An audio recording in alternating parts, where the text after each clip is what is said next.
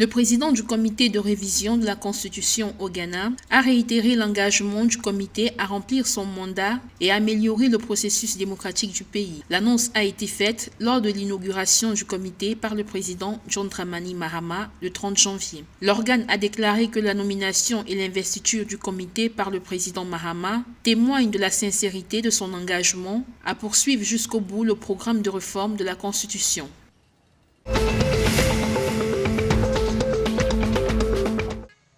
En Côte d'Ivoire, le ministre du Commerce et de l'Industrie a procédé le 27 janvier à l'inauguration d'une unité de transformation de noix de cajou à Tenguier dans le sud. D'un coût total de 24 milliards de francs CFA, cette installation est dotée d'une capacité de traitement de 45 000 tonnes de noix de cajou par an. Premier producteur mondial d'anacarde, la Côte d'Ivoire affiche l'ambition de transformer localement la moitié de sa récolte à l'horizon 2030.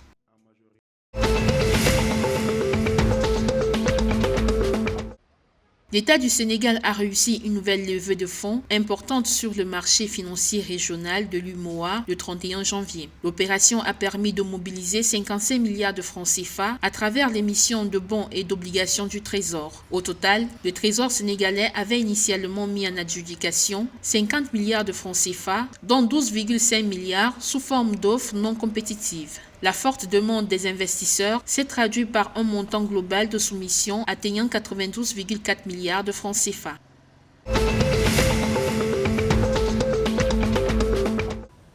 La Guinée a annoncé le 30 janvier, lors d'une rencontre internationale réunissant des experts en santé, la certification de l'élimination de la trypanosomiase humaine africaine, communément appelée maladie du sommeil. Le pays d'Afrique de l'Ouest a atteint le seuil fixé par l'Organisation mondiale de la santé, à savoir moins d'un cas pour 10 000 habitants dans toutes les zones endémiques, a indiqué le ministre de la Santé et de l'Hygiène publique.